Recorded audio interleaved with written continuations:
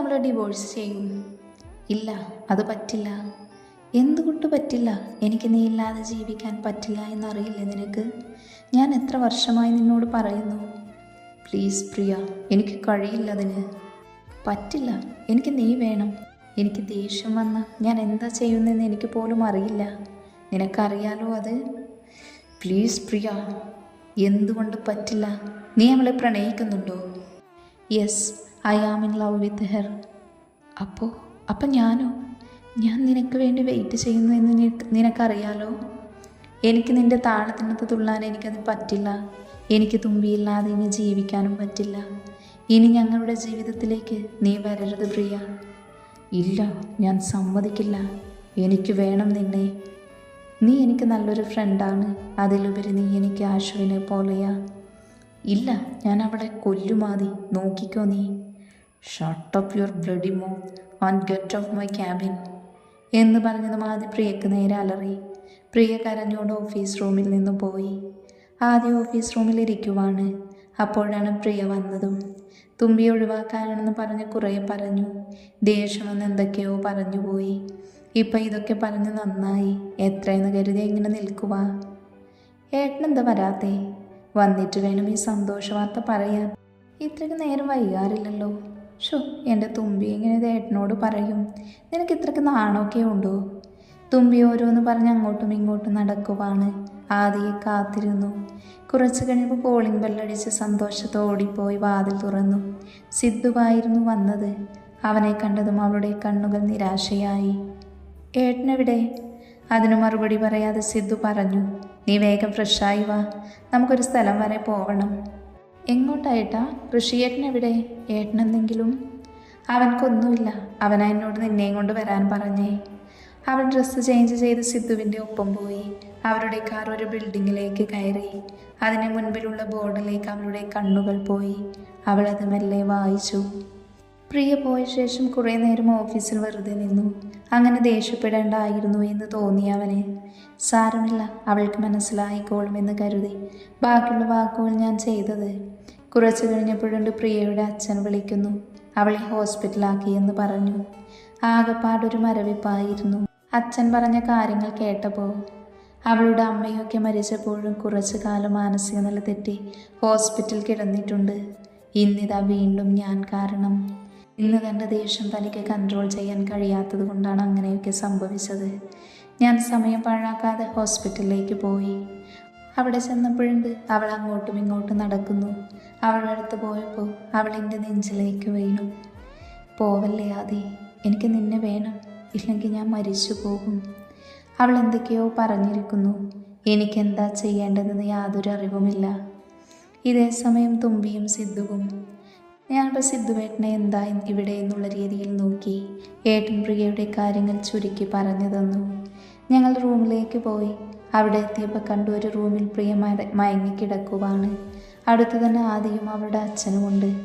അവരെന്നെ നോക്കുന്നുണ്ട്, പക്ഷേ ഒന്നും പറയുന്നില്ല. ഞാൻ നോക്കി ആകെ കറുത്ത് കരുവാളിച്ചിരിക്കുവാണ് എന്നും കാണുന്ന ആ പ്രസരിപ്പൊന്നും മുഖത്തില്ല. കുറച്ചു കഴിഞ്ഞപ്പോൾ അവൾ മയക്കം വിട്ടെണീറ്റു. അവൾ കണ്ണു തുറന്നു ചുറ്റുപാടുമൊന്ന് നോക്കാൻ തുടങ്ങി. അപ്പോഴാണ് അവൾ എന്നെ കണ്ടത്. എന്നെ കണ്ടവൾ അലറി വയലൻ്റായി. എനിക്കിഷ്ടമല്ല നിന്നെ, നീ ഇവിടുന്ന് പൊക്കോ. എൻ്റെ ആദ്യം എനിക്ക് വേണം, നിന്നെ എനിക്ക് കാണണ്ട. എന്തൊക്കെയോ പറഞ്ഞ് കൊല്ലിക്ക് പിടിച്ചു. ശ്വാസം കിട്ടാതെ കുറേ കഴിഞ്ഞപ്പോൾ ആദി വന്ന് എന്തൊക്കെയോ പറഞ്ഞപ്പോഴാണ് അവൾ കൈ എടുത്തത്. എന്താ പ്രിയ നീ കാണിക്കുന്നത്? ആദി ചോദിച്ചു. ആദി, ഇവളോട് പോകാൻ പറ. നീ എൻ്റെയാ, എൻ്റെ മാത്രം. അവൾ ആദിയെ കെട്ടിപ്പിടിച്ച് ഓരോന്ന് പുലമ്പിക്കൊണ്ടിരുന്നു. തുമ്പിയാകെ മരവിച്ച അവസ്ഥയായിരുന്നു. ഞാൻ പുറത്തേക്കിറങ്ങി മരവിച്ച അവസ്ഥയിൽ തന്നെ. മോളെ, പ്രിയയുടെ അച്ഛൻ തുമ്പിയുടെ അടുത്തേക്ക് വന്ന്, കാല് പിടിക്കാം, എൻ്റെ മോൾക്ക് ആദിയെ കൊടുത്തൂടെ? പ്ലീസ്, അറിയാം തെറ്റാണെന്ന് സ്വന്തം പുരുഷനെ വേറൊരാൾക്ക് ചോദിക്കുന്നത്. എന്നാൽ എൻ്റെ ഈ മോളുടെ അവസ്ഥ കാണാൻ വയ്യ. അപേക്ഷയായിട്ട് സ്വീകരിക്കണം. അങ്കിൾ ഒരു പൊട്ടിക്കരച്ചിലൂടെ പറഞ്ഞ് അവിടെ നിന്നും പോയി. തുമ്പി അതൊക്കെ കേട്ട് മരവിച്ചിരുന്നു. പിന്നെ സിദ്ധുവിനെ കൂട്ടി അവിടെ നിന്ന് പോയി ഫ്ലാറ്റിലേക്ക്. അവൾ കുറേ നേരം ആലോചിച്ച് നിന്നു, എന്തു ചെയ്യണമെന്നറിയാതെ. 3 ദിവസങ്ങൾ പിന്നിട്ടിരിക്കുന്നു. ഇതുവരെ ആദ്യം വന്നിട്ടില്ല. കോളില്ല, മെസ്സേജ് ഒന്നുമില്ല. അവൾക്കാണെങ്കിൽ എന്ത് തീരുമാനമെടുക്കണമെന്നൊന്നും അറിയുന്നില്ല. അവസാനം ഞാനൊരു തീരുമാനമെടുത്തു. ഞാൻ അവരുടെ ഇടയിൽ വന്നില്ലെങ്കിൽ പ്രിയക്കേട്ടനെ കിട്ടുമായിരുന്നു. ഞാനിവിടുന്ന് പോവണം. അവളൊരു കത്തെഴുതി വെച്ച് എങ്ങോട്ടോ പോയി. 3 വർഷങ്ങൾക്ക് ശേഷം. ആദവൻ ഇങ്ങോട്ട് വന്നേ. എന്താടി? ഇവനെ ഒന്ന് പിടിച്ചേ. പ്രിയ കയ്യിലിരുന്ന 1 വയസ്സുകാരനായ വീരിനെ ആദിയുടെ കയ്യിൽ കൊടുത്തു. ഞാനൊന്ന് ഫ്രഷായിട്ട് വരാട്ടോ. ഓക്കെ എന്ന് പറഞ്ഞ് വീരിനെ കൂട്ടി ആദി താഴേക്ക് പോയി. പ്രിയ ഫ്രഷായി വന്നു. ആദിനെയും വീരിനെയും തിരിഞ്ഞുപോയി. അവരെ കാണാത്തതുകൊണ്ട് പുറത്തെ ഗാർഡനിൽ പോയി നോക്കി. അവിടെ ഒരു സിമൻറ്റ് ബെഞ്ചിൽ ഇരിക്കുവാണ് അവർ. ആദ്യം വീറും അവർ കളിക്കുവാണ്. പ്രിയ അവരുടെ അടുത്തേക്ക് പോയി. 2 പേരും ഇവിടെ ഇരിക്കുവാണോ? ഞാൻ എവിടേക്ക് നോക്കിയെന്നറിയാമോ? നീ പോടി, ഞങ്ങൾ കളിക്കട്ടെ അല്ലേടാ കുട്ടാ? ആദികുട്ടിയെ കൊഞ്ചിച്ചുകൊണ്ട് പറഞ്ഞു. ഓ, വലിയ കാര്യമായി പോയി. അല്ലെങ്കിലും നിന്നെ കിട്ടി എന്നെ വേണ്ടല്ലോ ഇവന്. എൻ്റെ ആദി, എനിക്കിവിടെ തീരെ പിടിക്കുന്നില്ല കേട്ടോ. ബോറിങ്ങാ. സാറിലടി, ഒന്ന് ക്ഷമിച്ചേക്ക്. ബിസിനസ്സിൻ്റെ ഇമ്പോർട്ടൻറ്റ് മീറ്റിംഗ് ആയതുകൊണ്ടല്ലേ. അതുകൊണ്ട് മാത്രമാണ് ഞാൻ വന്നേ. അല്ലെങ്കിൽ ഞാൻ വരില്ലായിരുന്നു. നിനക്ക് തന്നെ അറിയാലോ, എനിക്ക് മുമ്പേ ഇഷ്ടമില്ല എന്ന്. ബാംഗ്ലൂർ തന്നെ നിന്നാൽ മതിയായിരുന്നു. ഓ, ഇവിടെ ആകെ ബോറാന്നേ. ആശുണ്ടെങ്കിൽ കുഴപ്പമില്ലായിരുന്നു. എൻ്റെ പ്രിയ, സിദ്ധുവും ആശുവും എത്ര പെട്ടെന്ന് തന്നെ വരും. ആശുവിൻ്റെ കാര്യം പിന്നെ ഉറപ്പില്ല. അവളുടെ ഇപ്പോഴത്തെ അവസ്ഥ അറിയാലോ. 5 മാസമാ. പിന്നെ നീ പേടിക്കേണ്ട. നമ്മളിവിടെ സ്ഥിര താമസിക്കാനൊന്നുമല്ലല്ലോ വന്നേ. പ്രിയയും ആദിയും ഇപ്പോൾ മുംബൈയിലാണ് വന്നിരിക്കുന്നത്. ഒരു ബിസിനസ് മീറ്റിങ്ങിൻ്റെ ആവശ്യത്തിന്. മുംബൈയിലുള്ള അവരുടെ വില്ലയിലാണ് താമസിക്കുന്നത്. അല്ലടി, എൻ്റെ കാര്യം എന്തായി? നാളെ വരുമോ? അറിയില്ല, ജോസഫേട്ടൻ പറയാൻ പറഞ്ഞിട്ടുണ്ട്. അപ്പോഴാണ് അങ്ങോട്ടേക്ക് ജോസഫ് വന്നത്. ജോസേട്ടാ, എന്തായി കാര്യം? ആ കുഞ്ഞെ, ഞാൻ വിളിച്ചു പറഞ്ഞിട്ടുണ്ട്. ചിലപ്പോൾ പറയുന്നൊന്ന് വന്നു പോകുമായിരിക്കും. കുറച്ച് സമയങ്ങൾക്ക് ശേഷം അവിടേക്കൊരു സ്ത്രീ വന്നു. അവരെ വളരെ നല്ല രീതിയിൽ തന്നെ ഇരുത്തി. ഞാൻ ഇവിടെ രജു ഓർഫനേജ് നോക്കി നടത്തുവാണ്. അല്ല, ആൻറ്റിയാണോ ആയ? ഏയ് അല്ല, ഞാനല്ല, എൻ്റെ മകളാണ്. സ്വന്തം മോളാണോ? അല്ല, ഓർഫനേജിലെ മോളാ. എന്നിട്ട് അവളെവിടെ? ഇന്ന് വന്നില്ലേ? വന്നിട്ടുണ്ട്. ഒരു കോള് വന്നപ്പോൾ അതെടുത്ത് പുറത്തു നിന്നതാ. ഓ, ആ ഇതാ വരുന്നു. ഞങ്ങളടുത്തേക്ക് വരുന്ന ആളെ കണ്ട് 2 പേരും ഞെട്ടിയണീറ്റു. അവരിരുവരും ഒരുപോലെ പതിഞ്ഞ സ്വരത്തിൽ ആ നാമം പറഞ്ഞുപോയി. വൈഗ. 2 പേരും വെട്ടിവിയർത്തു. അവർക്കെന്താ ചെയ്യേണ്ടതെന്ന് അറിയാതെ നിന്നു. എന്നാൽ അവരെ ഞെട്ടിച്ചത് അവളിൽ യാതൊരു ഭാവവ്യത്യാസവും ഇല്ലാഞ്ഞിട്ടായിരുന്നു. അവളിൽ ഒരു നിറഞ്ഞ പുഞ്ചിരി മാത്രമാണ് ഉണ്ടായിരുന്നത്. ഇതാ ഞാൻ പറഞ്ഞയാൾ, വൈഗ. യമുന അവരോട് പറഞ്ഞു. മോളെ, ഇവരുടെ കുഞ്ഞിനെയാ നോക്കേണ്ടത്. ആൻറ്റി, ഞാൻ. പ്രിയ എന്തോ പറയുന്നപ്പോഴേക്കും യമുന പറഞ്ഞു തുടങ്ങി. നോക്ക്, ഇവൾ ആദ്യമായിട്ടാ ആയിട്ട് നിൽക്കുന്നത്. അതുകൊണ്ട് മോളൊന്ന് കുഞ്ഞിനെക്കുറിച്ച് പറഞ്ഞു കൊടുക്കണം കേട്ടോ. ആൻറ്റി, പിന്നെ ഇതിനു മുൻപ് എന്തായിരുന്നു ജോലി? ഒന്നുമില്ലായിരുന്നു മോളെ. ഇവൾ നല്ലോണം പഠിച്ചിട്ടുണ്ട്. പറഞ്ഞിട്ടെന്താ കാര്യം? ഇവൾക്കായ ജോലി മതിയെന്ന് പറഞ്ഞു. പ്രിയ ഒന്ന് മൂളി. എന്നിട്ട് തുമ്പിയെ നോക്കി. വൈഗ. Yes ma'am. അവൾ മാം എന്നുള്ള വിളി കേട്ട് ആദ്യവും പ്രിയയും ഒന്ന് ഞെട്ടി. എന്നെ പ്രിയ എന്ന് വിളിച്ചാൽ മതി. പ്രിയ തിരുത്തി കൊടുത്തു. ഏയ്, അത് വേണ്ട മാം. കുഞ്ഞിനെന്താ വിളിക്കുക? വീരെന്നാ വിളിക്കുക. പിന്നെ അവൾ കുഞ്ഞിനെക്കുറിച്ച് ഓരോന്ന് പറഞ്ഞിരുന്നു. അതിനിടെ മറ്റു കാര്യങ്ങൾ വരാതിരിക്കാൻ 2 പേരും ശ്രദ്ധിച്ചു. ആ നിമിഷം ആദ്യ തുമ്പിയെ തന്നെ നോക്കി നിൽക്കുമായിരുന്നു. പ്രത്യേകിച്ച് മാറ്റമൊന്നുമില്ല. ഒരു വൈറ്റ് സിമ്പിൾ ചുരിദാറാണ് വേഷം. അതിലേക്കൊരു ചുങ്കിടി ഡിസൈനുള്ള ദുപ്പട്ട വിടർത്തിയിട്ടിട്ടുണ്ട്. ഒരു ചമയങ്ങളും മുഖത്തില്ല. എന്നിരുന്നാലും അവൾ എത്ര സുന്ദരിയാണെന്ന് അവൻ മനസ്സിൽ കരുതി. ഇങ്ങനെ ഒരു കൂടിക്കാഴ്ച പ്രതീക്ഷിച്ചതല്ല. അതും ഈ ഒരു അവസ്ഥയിൽ. ഒരു കമ്പനിയുടെ ഓണറാണ്. എന്നിട്ട് പോലും. തുമ്പി ഓർഫനേജിലെ ഗാർഡനിൽ ഒരു ബെഞ്ചിൽ ഇരിക്കുവാണ്. അവൾ ആദിയെയും പ്രിയയെയും വീറിനെയും കണ്ടത് ഓർത്തിരിക്കുവാണ്. അന്ന് പോയതിനു ശേഷം അവൾക്കൊരാഗ്രഹമേ ഉണ്ടായിരുന്നുള്ളൂ, ഇനി ഒരിക്കലും കാണരുത് എന്ന്. പക്ഷേ ഇന്ന് കാണേണ്ടി വന്നു. അവർ 3 പേരെയും കണ്ടപ്പോൾ മനസ്സിലൊരു വിങ്ങൽ. വീണ്ടും പല ഓർമ്മകൾ കുത്തി നോവിച്ചുകൊണ്ടിരുന്നു. കണ്ണുനീർ ഒഴുകിക്കൊണ്ടേയിരുന്നു. ഡീ തുമ്പി, നീ ഇവിടെ ഇരിക്കുവാണോ? തുമ്പി വേഗം കണ്ണുകൾ തുടച്ച് നോക്കിയപ്പോഴുണ്ട് ധന്യ. അവൾ ഡോക്ടറാണ്. ഇവിടെ ഓർഫനേജിൽ തന്നെ വളർന്നൊരു കുട്ടി. ഇവിടുത്തെ ധന്യയാണ് കൂട്ട്. ഡി എന്തിനാ വിളിച്ചേ? അതെ, കുഞ്ഞ് നിന്നെ തിരക്കുന്നുണ്ട്. അവൾ നിന്നെ കാണാതെ കരയുവാ. ഓ, എന്നാ വാ. രാവിലെ തുമ്പി സ്കൂട്ടിയിൽ വില്ലയിലേക്കെത്തി. അവൾ ഉള്ളിലേക്ക് കയറിയപ്പോൾ പ്രിയ സോഫയിലിരുന്ന് ഫയൽ നോക്കുവാണ്. തുമ്പി വന്നതൊന്നും അവൾ അറിഞ്ഞിട്ടില്ല. മാം, തുമ്പി പതിയെ വിളിച്ചു. ഇത് കേട്ടാണ് പ്രിയ ഫയലിൽ നിന്ന് കണ്ണുയർത്തിയത്. അവൾ സോഫയിൽ നിന്നും എണീറ്റു. വൈക വന്നോ? ഞാൻ നോക്കിയിരിക്കുമായിരുന്നു. അതിനു മറുപടിയായി ഒരു നേർത്ത പുഞ്ചിരി മാത്രമായിരുന്നു അവളിൽ നിന്നുണ്ടായിരുന്നത്. കുഞ്ഞെവിടെ? അവൻ മുകളിലാ. ഏത് മുറിയിലാ? അവിടുത്തെ ഫസ്റ്റ് മുറിയിൽ. എന്ന് ഞാൻ അവിടേക്ക് പോവുക എന്ന് പറഞ്ഞവൾ സ്റ്റെയർ കയറാൻ നിന്നു. വൈക, ഒന്ന് നിന്നേ. എന്താ? അത് പിന്നെ സോറി. സോറിയോ? എന്തിന്? അത് പിന്നെ ആദി, ഞാനിവിടെ ജോലി ചെയ്യാൻ വന്നതാ, അല്ലാതെ പഴയതൊന്നും കുത്തിപ്പൊക്കാനല്ല. ഞാൻ ഇതിനെക്കുറിച്ച് ആലോചിക്കുക പോലുമില്ല ഇപ്പോൾ. അല്ല ആദി. മതി, നിർത്ത് എന്ന് പറഞ്ഞ് തുമ്പി കൈ ഉയർത്തി. എന്നിട്ട് സ്റ്റെയർ കയറി മുകളിലേക്ക് പോയി. പ്രിയ പോകുന്നത് നോക്കി നിന്നു കുറച്ചു നേരം. എന്നിട്ട് വീണ്ടും സോഫയിലിരുന്ന് ഓരോന്ന് ആലോചിച്ചിരിക്കുവാണ്. അവളിലൊരു കുറ്റബോധം വന്ന് മൂടി. തുമ്പി മുകളിലെത്തിയപ്പോൾ ആരോ തട്ടി വീഴാൻ പോയി. അവൾ പെട്ടെന്ന് കണ്ണടച്ചു. അവൾ കുറച്ചു കഴിഞ്ഞ് കണ്ണു തുറന്ന് നോക്കിയപ്പോൾ അവളെ ചേർത്ത് പിടിച്ച ആദിയെയാണ് കണ്ടത്. അവരുടെ കണ്ണുകൾ തമ്മിലുടക്കി. അവളുടെ മുഖം തമ്മിലുള്ള ഇടയിലുള്ള സ്ഥലം കുറഞ്ഞു വന്നു. പെട്ടെന്ന് തന്നെ തുമ്പിയുടെ മുന്നിൽ പ്രിയയുടെയും വീറിനെയും മുഖം ഓടിയെത്തി. എന്തോ അവൾ അവനെ തള്ളിയിട്ട് റൂമിലേക്ക് തിരിഞ്ഞുപോയി. അപ്പോൾ പിന്നിൽ നിന്ന് ആദി വിളിച്ചു പറഞ്ഞു, തുമ്പി. അവൾ അവിടെ നിന്ന് സ്റ്റെക്കായി പിന്തിരിഞ്ഞു നോക്കി. എനിക്ക് സംസാരിക്കണം തുമ്പി. എനിക്കൊന്നും കേൾക്കണ്ട എന്ന് പറഞ്ഞവൾ റൂമിലേക്ക് കയറി. അവൾ പോകുന്നത് നോക്കി ആദ്യം ഒന്ന് നിന്നു. ഒരു തുള്ളി കണ്ണുനീർ കവിളിനെ ചുംബിച്ചു. പിന്നെ എന്തോ ഓർത്തെന്ന പോലെ കണ്ണുനീർ തുടച്ച് ബാൽക്കണിയിലേക്ക് പോയി നിന്നു. തുമ്പി റൂമിലെത്തി ശ്വാസം നന്നായി വലിച്ചു വിട്ടു. കണ്ണുനീർ ചാലിട്ടൊഴുകി. അവൾ വാശിയോടെ അത് തുടച്ചു മാറ്റി. പിന്നെ കുഞ്ഞിനെ നോക്കിയിരുന്നു. അവൾ കുഞ്ഞിനെ നോക്കിയിരുന്നപ്പോഴാണ് പ്രിയ വന്നത്. വൈക, എന്താ? ഞങ്ങൾ പോവുകയാണ്. ഫുഡൊക്കെ താഴെ മേരി ചേച്ചി ഉണ്ടാക്കിയിട്ടുണ്ട്. അതെടുത്ത് കഴിച്ചാൽ മതി. വേറെ ഒന്നും ചെയ്യണ്ട. കുഞ്ഞിനെ മാത്രം നോക്കിയാൽ മതി. ശരി. എന്നാൽ ശരി, ഞാൻ പോവുക എന്ന് പറഞ്ഞവൾ കുഞ്ഞിനൊരു മുത്തം കൊടുത്ത് റൂമിൽ നിന്ന് പുറത്തിറങ്ങിപ്പോയി. കുറച്ചു കഴിഞ്ഞ് നോക്കുമ്പോൾ എന്താണ് ഒരാളനക്കം എന്നാണ് നോക്കിയപ്പോൾ ആദിയായിരുന്നു ഉണ്ടായിരുന്നത്. അവൾ പെട്ടെന്ന് എഴുന്നേറ്റു. കുഞ്ഞ് തുമ്പിയുടെ കയ്യിലുണ്ടായിരുന്നു. ആദ്യ അടുത്തേക്ക് വന്ന് എന്നിട്ട് കുഞ്ഞിനെ ഒരു മുത്തം കൊടുത്തു. അത് കണ്ടപ്പോൾ തുമ്പിക്ക് എന്തെന്നില്ലാത്തൊരു വിങ്ങൽ മനസ്സിൽ തോന്നി.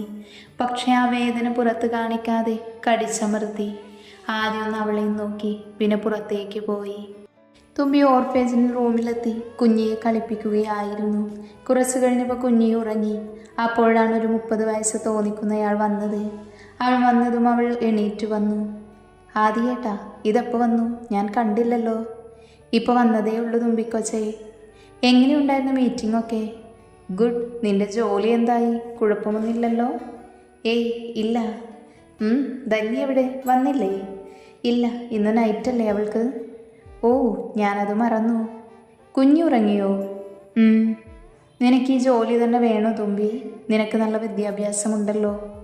ഇതിൽ ഞാൻ സന്തോഷവതിയായേട്ടാ. ഇത് മതി എനിക്ക്. ഇത് ആദിത്യനെന്ന ആദി മുംബൈ വന്നപ്പോൾ തുമ്പിയെ സഹായിച്ചതും ഇവനായിരുന്നു, തുമ്പിയുടെ നാട്ടുകാരൻ. ആശു, നിനക്ക് കുഴപ്പമൊന്നുമില്ലല്ലോ? ക്ഷീണമുണ്ടോ? ആശുവിൻ്റെ കുഞ്ഞു വയറിൽ തലോടി പ്രിയ ചോദിച്ചു. തൊട്ടടുത്ത് തന്നെ ശ്രീകുട്ടിയുമുണ്ട്. ഇല്ല, കുഴപ്പമൊന്നുമില്ല. പിന്നെ എന്തിനാ പ്രിയെ ഇന്ന് തന്നെ വരാൻ പറഞ്ഞേ? എന്തു പറ്റി? എന്തെങ്കിലും പ്രശ്നമുണ്ടോ? അതിന്ന് പ്രിയ ചേച്ചി എന്തെങ്കിലും പ്രശ്നമുണ്ടോന്നേ? ആ, ഒരു ചെറിയ കാര്യമുണ്ട്. അത് പറയാനാണ് വേഗം വരാൻ പറഞ്ഞത്. എന്നാ പറയാം. സിദ്ധുവും ആദിയും ആരുവും വരട്ടെ. സിദ്ധുവും ആശുവും ആരുവും ശ്രീകുട്ടിയും അങ്ങോട്ട് വന്നു. ഇന്ന് വൈകുന്നേരമാണ് എത്തിയത്. സിദ്ധുവിൻ്റെ ജാതകത്തിൽ പ്രശ്നമുണ്ടായതുകൊണ്ട് 2 വർഷം മുൻപ് കല്യാണം കഴിഞ്ഞു. ഇപ്പം 5 മാസം പ്രഗ്നൻ്റ് ആണ്. ആരും ശ്രീകുട്ടിയും പ്രണയത്തിലായതുകൊണ്ട് കല്യാണം ഉറപ്പിച്ച് വെച്ചിട്ടുണ്ട്. കുറച്ചു കഴിഞ്ഞപ്പോൾ സിദ്ധുവും ആദിയും ആരുവും അങ്ങോട്ട് വന്നു. അവർ ആരുപേരും സെറ്റിയിലിരിക്കുവാണ്. കുഞ്ഞുവീർ ആരുവിൻ്റെ കയ്യിലായിരുന്നു. ഒരു സർപ്രൈസ് ഉണ്ട്. എന്താണ് സർപ്രൈസ്? സിദ്ധു പ്രിയയെയും ആദിയെയും നോക്കി ചോദിച്ചു. ആദ്യ ഒരു ഭാവമാറ്റവുമില്ലാതിരിക്കുവായിരുന്നു. പ്രിയ പറഞ്ഞു തുടങ്ങി. വൈകിയെ ഞങ്ങൾ കണ്ടു. എന്ത് കണ്ടോ? എവിടെ വെച്ച്? ആഷ് ചോദിച്ചു. ഇവിടെ വെച്ച്, ഈ വില്ലയിൽ വെച്ച്. ഇവിടെയോ? എങ്ങനെ? വീറിനെ നോക്കാൻ ഒരായ വരുന്നുണ്ട് എന്ന് പറഞ്ഞില്ലേ, അത് വൈകിയാ. വാട്ട്? എല്ലാവരും ഒരുപോലെ ചോദിച്ചു. ആ, സത്യമാ. അവളെ കണ്ടതും പറഞ്ഞതുമൊക്കെ പ്രിയ വിവരിച്ചു കൊടുത്തു. എല്ലാവരും വല്ലാത്തൊരവസ്ഥയിലായിരുന്നു. തുമ്പിയുടെ കാര്യമോർത്ത്.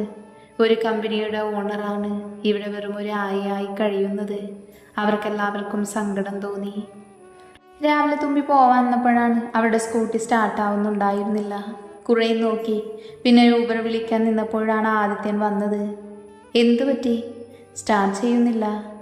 സാരമില്ല, ഞാൻ കൊണ്ടുവിടാം. അവൾ അവൻ്റെ ബൈക്കിൽ കയറി വില്ലയിലേക്ക് പുറപ്പെട്ടു. ഡി, ഈ ജോലി ബുദ്ധിമുട്ടുണ്ടോ? ഇല്ലേട്ടാ, എനിക്കിങ്ങനെ ഇത് ബുദ്ധിമുട്ടാവും. ഏട്ടനറിയില്ലേ? അവൾ പറയുന്നു പൂർത്തിയാക്കാതെ തേങ്ങി കണ്ണുനീർ കവിളിനെ നനയിച്ചു. സാരുല്ലടി, കഴിഞ്ഞത് കഴിഞ്ഞു. ഇനി അതോർത്ത് വിഷമിക്കേണ്ട എന്ന് പറഞ്ഞവൻ അവളുടെ കണ്ണുനീർ തുറച്ചു കൊടുത്തു.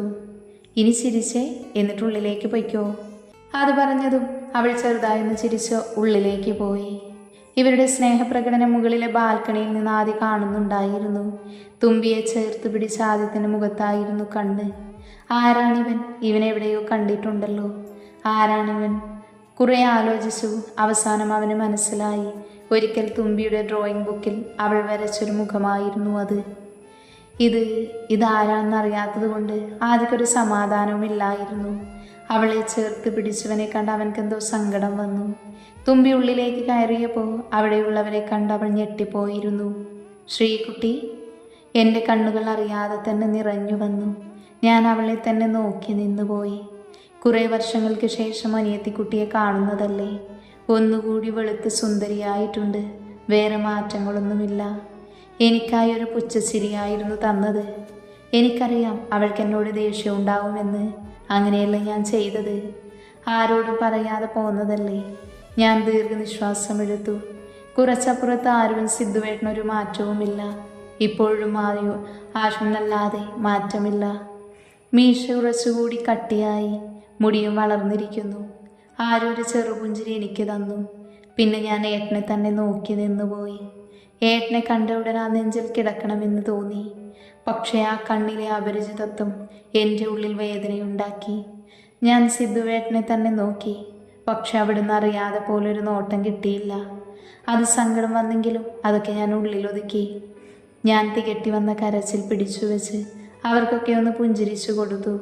എന്നിട്ട് ഞാൻ സ്റ്റെയർ കയറി റൂമിലേക്ക് എത്തിയപ്പോഴുണ്ട് കുഞ്ഞിനെ കളിപ്പിച്ചിരിക്കുന്ന ആശു. ആശു, അവൾ പതുക്കെ വിളിച്ചു. അവൾ സൗണ്ട് കേട്ടതും ആശു എഴുന്നേറ്റ് നിന്ന് അവളെ ഒന്ന് നോക്കി. തുമ്പി അവളെ നോക്കി കാണുവായിരുന്നു. കഴുത്തിലെ താലിയും നെറ്റിയിലെ സിന്ദൂരവും അവളുടെ കല്യാണം കഴിഞ്ഞെന്ന് മനസ്സിലായി. അതിലേറെ അവൾക്ക് സന്തോഷം തോന്നിയത് അവളുടെ വീർത്തു വന്ന വയറ് കണ്ടിട്ടായിരുന്നു. ആശു, അവൾ സന്തോഷത്തോടെ വിളിച്ച് അവളുടെ അടുത്തേക്ക് പോയി. അവൾ തിരിച്ചൊന്നും പറഞ്ഞിരുന്നില്ല. എത്ര മാസം അടി? വീർത്ത വയറിൽ കൈവച്ച് ചോദിച്ചതും ആശു ആ കൈ എടുത്തു മാറ്റി എന്നിട്ട് പറഞ്ഞു, ആയ വന്ന പണി നോക്കിയാൽ മതി, അല്ലാതെ വീട്ടിലുള്ളവരുടെ കാര്യങ്ങൾ ചോദിച്ചറിയേണ്ട ആവശ്യമില്ല എന്ന് പറഞ്ഞവൾ റൂമിൽ നിന്നും ഇറങ്ങിപ്പോയി. ഇത് കേട്ട തുമ്പി നിറഞ്ഞു വന്ന കണ്ണുനീർ കവിളിനെ നനയിച്ചിരുന്നു. അതവസാനം ഒരു പൊട്ടിക്കരച്ചിലായി മാറി. അവൾ തൻ്റെ ദുപ്പട്ട വായിൽ തിരികെ തൻ്റെ ശബ്ദം പുറത്തേക്ക് കേൾക്കാതിരിക്കാൻ. ഇതേ സമയം അവളുടെ പൊട്ടിക്കരച്ചിൽ കേട്ടിട്ടും ചേർത്ത് പിടിക്കാനാവാതെ കണ്ണുനീർ വാർക്കുകയായിരുന്നു ഒരു ചുവനിനപ്പുറം അവളുടെ പ്രിയ കൂട്ടുകാരി ആശുവും. അവളുടെ കണ്ണുനീരും ഇടതിടവില്ലാതെ പെയ്തുകൊണ്ടിരുന്നു. എന്തിനാ അങ്ങനെയൊക്കെ പറഞ്ഞത് ആശു? പാവം, കരയുന്ന കണ്ടില്ലേ? അല്ലെങ്കിലേ കുറെ കരഞ്ഞതാ എൻ്റെ കുട്ടി. ചുവരിനപ്പുറത്ത് നിന്ന് കരയുന്ന ആശുവിനോട് സിദ്ധു പറഞ്ഞു. അവൾ പറഞ്ഞതെല്ലാം അവൻ കേട്ടിരുന്നു. സങ്കടം തോന്നുന്നു ഏട്ടാ അവളെ ഓർത്ത്, ഞാനിപ്പോൾ പറഞ്ഞതോർത്ത്. പക്ഷേ ക്ഷമിക്കാൻ പറ്റുന്നില്ല എനിക്ക്. ഒറ്റ ദിവസം കൊണ്ടല്ലേ അവൾ ആരോടും പറയാതെ പോയത്. ആദ്യേട്ടനും പ്രിയയുമൊക്കെ തെറ്റ് ചെയ്തു. അവരൊന്നും അവളോട് പറഞ്ഞില്ല, അതൊക്കെ സമ്മതിച്ചു. പക്ഷേ നമ്മളേട്ടാ, നമ്മളെന്താ അവളോട് ചെയ്തേ? അവൾക്കൊരു പ്രശ്നം വന്നാൽ നമ്മളോടല്ലേ അവൾ പറയേണ്ടത്, അല്ലാതെ വീട് വിട്ട് പോകുവാണോ ചെയ്യണ്ടേ? അതിനർത്ഥം അവൾക്ക് നമ്മളൊക്കെ അന്യരാണെന്നല്ലേ? ആശു, നീ പ്രഷർ കൊടുക്കല്ലേ, അത് കുഞ്ഞിനെ ബാധിക്കും. മതി, നീ പോയി കിടക്ക്. ഏട്ടൻ ചെന്നവളോട് സംസാരിക്ക്. സിദ്ധു റൂമിലേക്ക് നോക്കിയപ്പോൾ കുഞ്ഞ് കിടക്കയിൽ കിടന്നുറങ്ങുന്നുണ്ട്. തുമ്പിയെ കാണുന്നില്ല. അപ്പോഴാണ് അവൾ ബാത്റൂമിൽ നിന്നിറങ്ങി വന്നത്. അവനെ കണ്ടതും തെറ്റ് ചെയ്ത കുട്ടിയെ പോലെ അവൾ മുഖം കുനിച്ചിരുന്നു. അവൻ അവളുടെ അടുത്തേക്ക് വന്ന് അവളെ നെഞ്ചോട് ചേർത്തി. അവൾ കുറച്ചു നേരം മുഖാമർത്തി വെച്ച് അങ്ങനെ കിടന്നു. പിന്നെ അവൻ അവളെ പിടിച്ച് സോഫയിലിരുത്തി. എന്തിനീ ജോലിക്ക് നിൽക്കുന്നേ? ഒന്നുമില്ലെന്നു. ഇതിനൊക്കെ ആവശ്യം എന്താ? നിന്റെ കമ്പനി ഉണ്ടാവുമ്പോൾ. നിർത്തേട്ടാ, എനിക്ക് ഈ ജോലിന് ആവശ്യമൊന്നുമില്ല എന്നത് ശരിയാ. സ്വന്തം കമ്പനിയുണ്ട്, അല്ലെങ്കിൽ ഇവിടെ ഏതെങ്കിലും കമ്പനിയിൽ കയറാം. പക്ഷെ അതൊന്നും ഇപ്പോൾ ചെയ്യാൻ തോന്നുന്നില്ല ഏട്ടാ. ശരി, ഇന്ന് മുതൽ ഇത് നിർത്തിക്കോ. ഇല്ല ഏട്ടാ, ഈ ജോലി എനിക്ക് വേണം, എൻ്റെ ഒരു സമാധാനത്തിന്. എന്ത്? സിദ്ധു മനസ്സിലാവാതെ ചോദിച്ചു. അപ്പോഴേക്കും കുഞ്ഞ് കരഞ്ഞപ്പോൾ തുമ്പി കുഞ്ഞിൻ്റെ അടുത്തേക്ക് പോയി. അന്നാരും ഓഫീസിലേക്ക് പോയിട്ടുണ്ടായിരുന്നില്ല. സിദ്ധുവും പ്രിയയും ആരും മാത്രമേ അവളോട് ഇടക്ക് വന്ന് സംസാരിച്ചുള്ളൂ. തുമ്പി ആരോടും അങ്ങോട്ട് സംസാരിക്കാനും നിന്നില്ല. അവൾ അവളുടെ ജോലി മാത്രം ചെയ്തു. എല്ലാവരും അന്ന് ഷോപ്പിങ്ങിന് ഈവനിങ് പോവുകയായിരുന്നു. ആരും ശ്രീകുട്ടിയും ബുള്ളറ്റിന്മേലും ആദ്യം സിദ്ധുവും പ്രിയയും ആശുവും കാറിലും പുറപ്പെട്ടു. സിദ്ധുവാണ് കാർ ഡ്രൈവ് ചെയ്തിരുന്നത്. അവർ വില്ല കഴിഞ്ഞപ്പോഴുണ്ട് തുമ്പി ടാക്സി വെയിറ്റ് ചെയ്ത് നിൽക്കുന്നു. അത് കണ്ട് പ്രിയ പറഞ്ഞു, സിദ്ധു വണ്ടി നിർത്ത്, ഇതവിടെ വൈക. നമ്മൾ പോകുന്ന വഴിക്കാണ് അവൾ നിൽക്കുന്ന ഓർഫനേജ്. തുമ്പിയുടെ അടുത്ത് സിദ്ധു വണ്ടി നിർത്തി. തുമ്പി കയറിക്കോ, ഞാൻ ഡ്രോപ്പ് ചെയ്യാം. വേണ്ട, ഇപ്പോൾ വണ്ടി വരും. അത് വേണ്ട, നമ്മൾ പോകുന്നത് ഒരേ വഴിയിലൂടെയാ. പ്രിയയും സിദ്ധുവും കുറേ നിർബന്ധിച്ചുകൊണ്ട് അവൾ പുറകിലെ സീറ്റിലേക്ക് കയറി. അവരൊക്കെ തമ്മിൽ എന്തൊക്കെയോ പറയുന്നുണ്ട്. അവൾ ആരെയും ശ്രദ്ധിക്കാൻ നിന്നില്ല. പുറത്തെ കാഴ്ചകൾ കണ്ടുകൊണ്ടിരുന്നു. അവളുടെ ഹൃദയം എന്തിനെന്നില്ലാതെ മിടിച്ചുകൊണ്ടിരുന്നു. വണ്ടി മുന്നോട്ട് പോയിക്കൊണ്ടിരുന്നു. ഞാൻ പഴയ കാര്യങ്ങൾ എൻ്റെ മുന്നിലൂടെ പോകുന്നത് പോലെ തോന്നി അവൾക്ക്. കുറച്ച് കഴിഞ്ഞപ്പോൾ ഭയങ്കര ബ്ലോക്ക്. അതുകൊണ്ട് തന്നെ അവൾക്കൊരു അടി മുന്നോട്ട് പോവാൻ കഴിഞ്ഞില്ല. അവരുടെ പിറകെ തന്നെ ശ്രീകുട്ടിയും ആരുവും ഉണ്ടായിരുന്നു. കുറേ കഴിഞ്ഞിട്ട് വണ്ടി അനങ്ങിയില്ല. അത്രയും തിരക്കായിരുന്നു. അതിലൂടെ നടന്നു വരുന്ന ഒരു ചേട്ടനോട് ആദ്യം ചോദിച്ചു, എന്താ ചേട്ടാ അവിടെ പ്രശ്നം? എന്തിനു ബ്ലോക്ക്? എന്ത് പറയാനാ സാറേ, ഇവിടെ ഒരു വലിയ റൗഡിയുണ്ട്. ചെട്ടിയാർ പലിശക്ക് പണം കൊടുക്കലാ മെയിന്. പോരാത്തതിന് സകല തോന്നിവാസങ്ങളുമുണ്ട്. അവൻ ഒരാൾക്ക് പണം കൊടുത്തു, അയാൾക്കാണെങ്കിൽ തിരികെ കൊടുക്കാനും പറ്റിയില്ല. ഇപ്പോൾ അവനും അവൻ്റെ ഭാര്യയും ഓട്ടോയിൽ എവിടേക്കോ പോവുമായിരുന്നു. അപ്പോൾ റൗഡി തടഞ്ഞു നിർത്തി പൈസ ചോദിക്കുക. ഇപ്പം തന്നെ കൊടുത്തില്ലെങ്കിൽ ആ ഗർഭിണിയായ പെണ്ണിനെ കൊല്ലുമെന്നാ പറയുന്നേ. ഇത് കേട്ട് എല്ലാവരും ഞെട്ടി. തുമ്പിക്കാകെ വിറയിൽ വന്നു തുടങ്ങി. അവ്യക്തമായതുപോലെ മറവിക്ക് വിട്ടുകൊടുക്കാൻ ശ്രമിച്ചതൊക്കെ ഓരോന്ന് തെളിഞ്ഞു വന്നു. അവളുടെ കണ്ണിൽ ഗർഭിണിയായ സ്ത്രീയുടെ ഉദരത്തിലേക്ക് കത്തികയറ്റുന്നൊരു രൂപം വന്നു.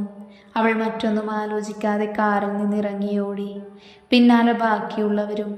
അവിടുത്തെ കാഴ്ച കണ്ട തുമ്പി തറഞ്ഞു നിന്നു. ആ റൗഡി സ്ത്രീയുടെ ഉദരത്തിൽ കത്തിവെച്ച് നിൽക്കുന്നതാണ് കണ്ടത്. ആ പുരുഷൻ കെഞ്ചി പറയുന്നുണ്ട് ഒന്നും ചെയ്യല്ലെന്ന്. ആ കത്തിയമർത്താൻ നിന്നപ്പോൾ നോ, തുമ്പി അലറിയ റൗഡിയോട് പറഞ്ഞു, പ്ലീസ് ഭയ്യ, വെറുതെ വിട് പ്ലീസ്.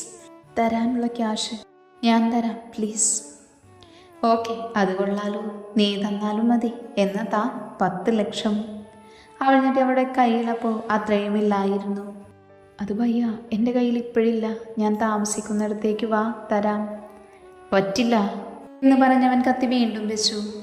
നോ പ്ലീസ്, 5 മിനിറ്റ് തരാം. അവൾ ആദിയുടെ അടുത്തേക്ക് പോയി.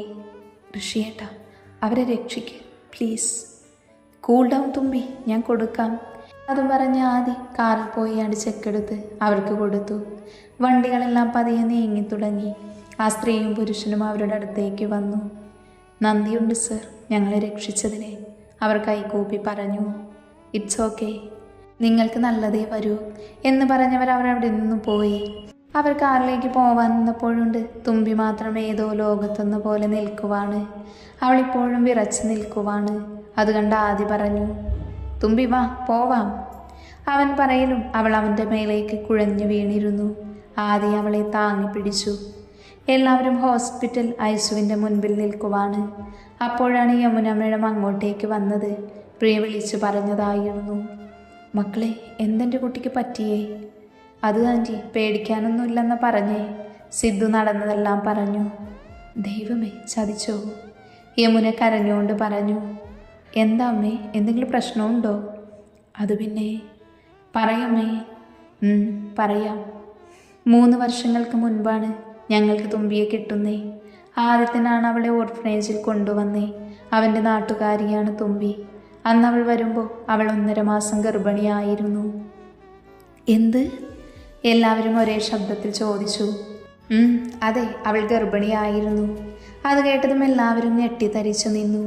ആദ്യ കുഴഞ്ഞവഴെയുള്ള കസേരയിലിരുന്നു. പ്രിയയുടെ തല കുറ്റബോധത്താൽ താന്നിരുന്നു ആ നിമിഷം. അവിടേക്ക് ധന്യ വന്നു. അവൾ അവിടെ തന്നെയാ വർക്ക് ചെയ്യുന്നേ. അവളെ കണ്ടതും യമുനാമ്മ അവളുടെ അടുത്തേക്ക് പോയി. മോളെ, തുമ്പിക്ക് എങ്ങനെയുണ്ട്? ഒന്നും പറയാനായിട്ടില്ല അമ്മേ. ബോധം വന്നാൽ എന്തെങ്കിലും പറയാൻ പറ്റുമോ? ആദ്യേട്ടൻ വിളിച്ചോ? ആ, വിളിച്ചു പറഞ്ഞിട്ടുണ്ട് എന്ന് പറഞ്ഞവൾ ഐസ്യുവിലേക്ക് പോയി. യമുനാമ്മ ഒരു ചെയറിലിരുന്നു. പിന്നെന്താ സംഭവിച്ചേ? കുഞ്ഞെവിടെ? ആശുവാണ് ചോദിച്ചേ. ഞാനെല്ലാം പറയാം. അന്ന് ബാംഗ്ലൂരിൽ നിന്ന് നേരെ മുംബൈയിലേക്കാണ് തുമ്പി ട്രെയിൻ കയറിയത്. അറിയുന്ന ആരും തന്നെ അടുത്തുണ്ടാവരുത് എന്ന് കരുതി. മുംബൈയിൽ ഇറങ്ങിയപ്പോഴാണ് തനിക്ക് പിന്നിലുള്ള അപകടം അവൾ അറിഞ്ഞത്. ധ്രുവനും അവൻ്റെ കൂട്ടരും തന്നെ ആക്രമിക്കാൻ പിന്നിലുണ്ട് എന്നതറിഞ്ഞു. അവിടെ എത്തിയപ്പോഴാണ് ധ്രുവൻ ദാമോദരൻ്റെ 2ാമത്തെ മകൻ.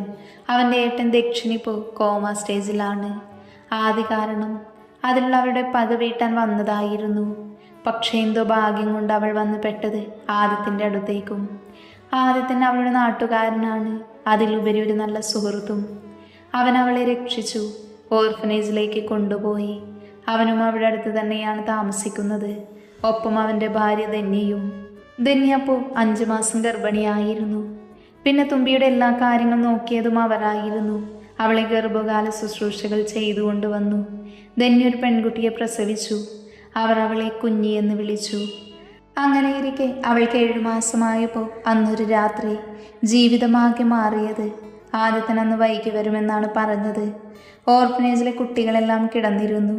തുമ്പിയും യമുനാമ്മയും ധന്യയും സംസാരിച്ചെന്നപ്പോഴാണ് ഡോറിൽ ആരോ മുട്ടിയത്. യമുനാമ്മ വാതിൽ തുറന്നപ്പോൾ ഒരു 26 വയസ്സ് തോന്നിക്കുന്നൊരു പയ്യൻ. ആരാ? എവിടെ അവൾ? ആര്? വൈക എവിടെ? അവൻ ദേഷ്യത്തോടെ അലറി. അവൾ ഉള്ളിലുണ്ട്. ആരാണെന്ന് പറയൂ. അപ്പോഴേക്കും തുമ്പി പുറത്തേക്കൊന്ന് അവനെ കണ്ടതും അവൾ ഞെട്ടിയിരുന്നു. ഓഹോ, ഇവിടെ ഉണ്ടായിരുന്ന തമ്പുരാട്ടി? ധ്രുവ? ആ, ധ്രുവൻ തന്നെ. എൻ്റെ ഏട്ടനെ കൊല്ലാനാക്കിയിട്ട് നിന്നെ വെറുതെ വിടുമെന്ന് തോന്നുന്നുണ്ടോ നിനക്ക്? വേണ്ട ധ്രുവ. പിന്നെ കുറെ പിടിയും വലിയും നടന്നു. എത്ര പറഞ്ഞിട്ടും അവൻ കേട്ടില്ല. ധ്രുവൻ തുമ്പിയുടെ മുടി കുത്തിപ്പിടിച്ച് അവൻ നിലത്തേക്കെറിഞ്ഞു. അവൾ വയറടിച്ച് വീണിരുന്നു. കാലിലൂടെ രക്തം ഒഴുകിയിറങ്ങുമ്പോൾ വീണ്ടും അവളെ എണീറ്റു നിർത്തി. എന്നിട്ട് അവളുടെ വയറിലേക്ക് കത്തിയിറക്കി. എല്ലാം കേട്ട് എല്ലാവരും സ്തംഭിച്ച് നിൽക്കുവാണ്. എല്ലാവരുടെയും കണ്ണുനീർ ഒഴുകിക്കൊണ്ടിരുന്നു. ആദ്യം അനങ്ങാതെ നിന്നുപോയി. തൻ്റെ കുഞ്ഞ് തുമ്പി എന്തുമാതിരി അനുഭവിച്ചു. ആദിയുടെ മനസ്സ് കൈവിട്ടു പോയിരുന്നു. എന്നിട്ട് എന്ത് സംഭവിച്ചു? പ്രിയയായിരുന്നു അത് ചോദിച്ചത്. ആദ്യത്തിന് അപ്പോഴേക്കും വന്നു. പിന്നെ പോലീസും ജയിൽ, അങ്ങനെ കുഞ്ഞു പോയി. പിന്നെ അവൾ വല്ലാത്തൊരു മാനസികാവസ്ഥയിലായിരുന്നു. 9 മാസത്തോളം മാനസിക നില തെറ്റി. പിന്നെ ആദ്യത്തിൻ്റെയും ധന്യയുടെയും കുഞ്ഞിനെ കണ്ടതോടെ അവൾ കുഞ്ഞിൽ ഒതുങ്ങി. ഇപ്പം എല്ലാം ഒന്ന് ശരിയായിട്ട് കുറച്ചായുള്ളൂ. എല്ലാവരും സൈഡിലായിരിക്കുവാണ്. എന്താണ് ചെയ്യേണ്ടതെന്ന് ആർക്കും അറിയുന്നുണ്ടായിരുന്നില്ല. അവൾക്കാണെങ്കിൽ ബോധം തെളിഞ്ഞിട്ടുമില്ല. അപ്പോഴാണ് പ്രിയയുടെ ഫോൺ ബെൽ ചെയ്തത്. അർജുൻ കോളിംഗ്. അവൾ ആ കോൾ എടുത്ത് സംസാരിച്ചു കഴിഞ്ഞ് ആശുവിൻ്റെ അടുത്തേക്ക് വന്നിരുന്നു. ആരാ വിളിച്ചേ പ്രിയ? അർജുന. എന്തേ? അവൻ ഇന്ന് വരുന്നു എന്ന് പറഞ്ഞു. എയർപോർട്ടിലാണിപ്പോൾ. അതിന് ആശു ഒന്ന് മൂളി. അപ്പോഴാണ് അവിടേക്ക് ഓടിപ്പാഞ്ഞ ആദിത്യൻ വന്നത്. അവൻ്റെ കൂടെ കുഞ്ഞാളുണ്ടായിരുന്നു. വേഗം യമുനമ്മയോട് കാര്യങ്ങൾ ചോദിച്ചറിഞ്ഞു. അപ്പോഴാണ് സൈഡിലിരിക്കുന്ന ആദിയെ അവൻ കാണുന്നത്. അവനെ ഇവിടെ കണ്ട ആദിത്യൻ ഒന്ന് നെറ്റിച്ചുളിച്ചു. പിന്നെ അവനോടായി ചോദിച്ചു, ആദവല്ലേ? അതിനാദ്യം ഒന്ന് മൂളി. നിങ്ങളെങ്ങനെ ഇവിടെ? അത് കേട്ട് സിദ്ധു അവരുടെ ജീവിതകഥ ഒന്നുകൂടെ പറഞ്ഞു കൊടുത്തു. തുമ്പി പോരുന്നതിന് മുൻപും ശേഷവുമുള്ള കാര്യങ്ങൾ. അത് കേട്ട ആദിത്യനും യമുനാമ്മയും ഞെട്ടിത്തരിച്ച് നിൽക്കുവായിരുന്നു. തുമ്പി ഞങ്ങളോട് ഇതൊന്നും പറഞ്ഞിട്ടില്ല. പിന്നെ നിന്നെ മനസ്സിലായത് തുമ്പി കല്യാണം ഉറപ്പിച്ചപ്പോൾ ഫോട്ടോ അയച്ച് തന്നിരുന്നു. ആ ഒരു ഓർമ്മയിൽ നിന്നാ. പിന്നെ അവൾ വന്നതിന് ശേഷമുള്ളതും അറിയാൻ വഴിയില്ലല്ലോ. പറയാൻ അവൾ സമ്മതിച്ചില്ല. അപ്പോഴേക്കും ധന്യ വന്നു. അതെ, തുമ്പിക്ക് ബോധം വന്നു. റൂമിലേക്ക് മാറ്റുക. അവൾക്ക് കുഴപ്പമൊന്നുമില്ലല്ലോ? ഇല്ല, she is perfectly all right. എല്ലാവരും സന്തോഷത്തോടെ മൂളി. എല്ലാവരുടെ മനസ്സിലും ആ നിമിഷം വല്ലാത്തൊരു സന്തോഷമായിരുന്നു. എല്ലാവരും റൂമിലേക്ക് കയറിയപ്പോൾ തുമ്പി കണ്ണു തുറന്ന് മേലേക്ക് നോക്കി കിടക്കുവായിരുന്നു. തങ്ങൾ വന്നതൊന്നും അറിഞ്ഞിട്ടില്ല. മോളെ, യമുനാമ്മ അവളെ കൈപിടിച്ചു വിളിച്ചു. അവൾ ഞങ്ങൾ എല്ലാവരെയും ഒന്ന് നോക്കി. ഒന്നും പറയാതെ തന്നെ അവൾ എണീറ്റിരുന്നു. ശ്രീകുട്ടി വന്നവളെ കെട്ടിപ്പിടിച്ച് കരഞ്ഞു. ചേച്ചി, ഞങ്ങളൊന്നും അറിഞ്ഞില്ല. തുമ്പിയൊരു ചിരിയോട് അവളെ ചേർത്ത് പിടിച്ചു. കഴിഞ്ഞതൊന്നും ഇനി പറയണ്ട ശ്രീകുട്ടിയെ. എന്നാലും എനിക്ക് കുഴപ്പമില്ലെന്ന് പറഞ്ഞില്ലേ ചേച്ചി? പിന്നെ തുമ്പി ആശുവിനെ തന്നെ നോക്കി നിന്നു. പിണക്കമാണോ ആശു? തുമ്പി ചോദിച്ചതും ആശു അവളെ വാരിപ്പുണർന്നു. എന്തിനാ ഞങ്ങളെ വിട്ടിട്ട് പോയേ? അതുകൊണ്ടല്ലേ ഞാൻ അങ്ങനെയൊക്കെ പറഞ്ഞതടി. അങ്ങനെ അവർ തമ്മിലുള്ള പ്രശ്നങ്ങളെല്ലാം പറഞ്ഞു തീർത്തു. കുറച്ച് കഴിഞ്ഞ് മരുന്നും വാങ്ങിയ ആദ്യത്തിന് വന്നപ്പോൾ എൻ്റെ കുഞ്ഞിയും ഉണ്ടായിരുന്നു. കുഞ്ഞി വേഗം തുമ്പിയാമ്മയെന്ന് വിളിച്ച് തുമ്പിയുടെ മടികൾ കയറിയിരുന്നു. ആദ്യത്തെ വന്നവളെ ഒന്ന് തലോടി. കുഴപ്പമൊന്നും ഇല്ലല്ലോ മോളെ? ചേട്ടാ, I am perfectly all right. പിന്നെ ചേട്ടാ, വേഗം ഡിസ്ചാർജ് ചെയ്യാൻ പറയൂ. നമുക്ക് പോകാം. നാളെ പോകാം. പറ്റില്ല, ഹോസ്പിറ്റൽ സ്മെല്ലൊന്നും എനിക്ക് പറ്റുന്നില്ല. പിന്നെ തുമ്പി എല്ലാവരോടും സംസാരിച്ചിരുന്നു. ആദ്യം വെറുതെ പോലും നോക്കാൻ നിന്നില്ല അവൾ. അങ്ങനെ ഡിസ്ചാർജ് ചെയ്തു. തുമ്പി ഓർഫനേജിൽ തന്നെയാണ് കൊണ്ടുപോയത്. എല്ലാവരും നാളെ വരാമെന്ന് പിരിഞ്ഞുപോയി. വില്ലയിലെത്തിയിട്ടും ആദിക്ക് സമാധാനമുണ്ടായില്ല. അവനെല്ലാവരെയും മുഴക്കിയിട്ട് അവിടെ നിന്ന് പോയി. അവൻ്റെ മനസ്സൊന്ന് നന്നായിക്കോട്ടെന്ന് കരുതി ആരുമൊന്നും അവനോട് ചോദിച്ചില്ല. പിറ്റേന്ന് രാവിലെ തന്നെ എല്ലാവരും ഓർഫനേജിലേക്ക് പുറപ്പെട്ടു. ഇന്ന് തൊട്ട് എല്ലാ പ്രശ്നങ്ങളും തീർക്കാനായിരുന്നു കരുതിയിരുന്നത്. വീട്ടിലെത്തിയപ്പോൾ തന്നെ സ്വീകരിച്ചിരുന്നു. ചേച്ചി, തുമ്പി എവിടെ? അവൾ മുകളിലെ റൂമിലാ, നിങ്ങൾ പോയി കണ്ടോളൂ. അവൾ അവിടേക്ക് പോയി. അവൾ ജനലിലൂടെ പുറത്തേക്ക് നോക്കി നിൽക്കുവായിരുന്നു. അവൻ അവളുടെ അടുത്തേക്ക് നടന്നു. എന്നിട്ട് അവളെ അവൻ ആഞ്ഞു പുണർന്ന് ചുംബനങ്ങൾ കൊണ്ട് മൂടി. അവൻ്റെ ആ പ്രവൃത്തിയിൽ അവൾ അമ്പരന്ന് പോയിരുന്നു. അവൻ വീണ്ടും വീണ്ടും അവളെ ആഞ്ഞു പുൽകി. പെട്ടെന്നാണ് തുമ്പിക്ക് വീറിൻ്റെയും പ്രിയയുടെയും മുഖം മനസ്സിലേക്ക് വന്നത്. അവൾ സർവ്വശക്തിയും എടുത്ത് അവനെ തള്ളി മാറ്റി. മുഖമടച്ചൊരടിയായിരുന്നു. ഒരു ഞെട്ടലോടെ അവളെ നോക്കി നിന്നു അവൻ. എന്തിനാ വന്നേ? പോയി ഇവിടുന്ന്, എനിക്ക് കാണണ്ട. തുമ്പിയോ? ആരുടെ തുമ്പി? തുമ്പി, നീ ഇങ്ങനെയൊക്കെ എന്താ പറയുന്നേ? നീ എൻ്റെ അല്ലേ പെണ്ണേ? നിങ്ങളുടെയോ? ഞാനോ? അല്ല, നിങ്ങൾ എൻ്റെ ആരുമല്ല. നിങ്ങൾ പ്രിയയുടെയും വീറിൻ്റെയുമാണ്. തുമ്പി! അവൻ ദേഷ്യത്തോടെ അലറി. അവനടുത്തേക്ക് പാഞ്ഞു വന്ന് അവളെ രണ്ട് ചുമലിലും പിടിച്ച്. അത് കണ്ട് അവൾ കണ്ണു തള്ളി നോക്കി. തൊട്ടു പോവരുതന്നെ, അതും പറഞ്ഞ് അവൻ്റെ മുഖത്തടിച്ചു. വൈക എന്ന് പറഞ്ഞ് പ്രിയ അലറി. നോക്കുമ്പോൾ എല്ലാവരും കൊണ്ട് വാതിൽക്കൽ നിൽക്കുന്നു. എല്ലാവരും എല്ലാം കേട്ടെന്ന് മനസ്സിലായി. ആദ്യ റൂമിൽ നിന്നും ഇറങ്ങിപ്പോയി. വൈക, നീ എന്താ പറഞ്ഞെന്ന് നിനക്കറിയാമോ? ഞാൻ എന്താ ചെയ്തെന്ന് എനിക്ക് നല്ല ബോധമുണ്ട്. നീ കാര്യം അറിയാതെയാണ് പറഞ്ഞത് മുഴുവന്. ആദ്യം എൻ്റെ ഭർത്താവല്ല, എൻ്റെ കുഞ്ഞിൻ്റെ അച്ഛനുമല്ല, അതിൽ നിൽക്കുന്ന അർജുനാണ്. പ്രിയ പറയുന്നതൊരു ഞെട്ടലോടെയാണ് തുമ്പി കേട്ടത്. ആദ്യം ഓർഫനേജിൽ നിന്ന് നേരെ വില്ലയിലേക്ക് പോയി. എന്നിട്ട് നേരെ ബാൽക്കണിയിൽ പോയി നിന്നു. ഞാൻ എന്ത് തെറ്റാ ചെയ്തേ? ഒരു തെറ്റ് മാത്രമേ ചെയ്തുള്ളൂ. പ്രിയ ഹോസ്പിറ്റലായപ്പോൾ വിളിച്ചില്ല, വിളിക്കാൻ പറ്റിയില്ല. അവളൊന്ന് നോർമലായപ്പോൾ തന്നെ വീട്ടിൽ പോയി. അപ്പം കിട്ടിയതോ പോകുന്നു എന്ന് പറഞ്ഞ് കത്തും. പിന്നെയൊക്കെ ഒരലച്ചിലായിരുന്നു അവളെ കണ്ടു കിട്ടാൻ. അതിനിടയിൽ പ്രിയയുടെ കാര്യങ്ങൾ പറഞ്ഞ് മനസ്സിലാക്കി. അർജുൻ പ്രിയയുടെ കസിൻ. അവൻ അവളെ ഇഷ്ടമായിരുന്നു. അങ്ങനെ അവരുടെ കല്യാണം നടത്തി. തുമ്പിയോട് പറഞ്ഞതോർത്ത് പ്രിയയുടെ അച്ഛൻ കുറ്റബോധം കൊണ്ട് നീറി മരിച്ചു. എത്രയായിട്ടും തുമ്പിയെ ഞങ്ങൾക്ക് കണ്ടുകിട്ടിയില്ല. ആശു അവളുടെ അടുത്തേക്ക് വന്നു. തുമ്പിയൊരു പൊട്ടിക്കരച്ചിലോട് ആശുവിനെ കെട്ടിപ്പിടിച്ച് കരഞ്ഞു. നിനക്ക് തോന്നുന്നുണ്ടോ അവൻ നിന്നെ മറന്ന് ജീവിക്കുമെന്ന്? സിദ്ധു ചോദിച്ചു. അവളില്ലെന്ന് തലയാട്ടി. അർജുൻ തുമ്പിയോട് എല്ലാ കാര്യങ്ങളും പറഞ്ഞു. അതെല്ലാം കേട്ട് തുമ്പി പൊട്ടിക്കരയുകയായിരുന്നു. തുമ്പി സോറിടി, ഞാൻ കാരണം നിങ്ങളുടെ ലൈഫ് സ്പോയിലായി. ക്ഷമിക്കണം. സാരല്ല, എനിക്കിപ്പോൾ എൻ്റെ ഏട്ടനെ കാണണം. വാ, ഞങ്ങൾ കൊണ്ടു ചെന്നാക്കാം. ഞങ്ങളിന്ന് എല്ലാവരും നാട്ടിലേക്ക് പോവുക. നിങ്ങൾ രണ്ടുപേരും നാളെ തന്നെ നാട്ടിലേക്ക് തിരിച്ചെത്തണം. അതും പറഞ്ഞു. എന്നിട്ട് എല്ലാവരും കൂടി വീട്ടിലേക്ക് പോയി. അവളെ വില്ലയിൽ ഇറക്കി അവർ പോയി. വീട്ടിൽ കയറി നോക്കിയപ്പോൾ ആരുമില്ലായിരുന്നു. അവൾ മെല്ലെ മുകളിലേക്ക് നടന്നു.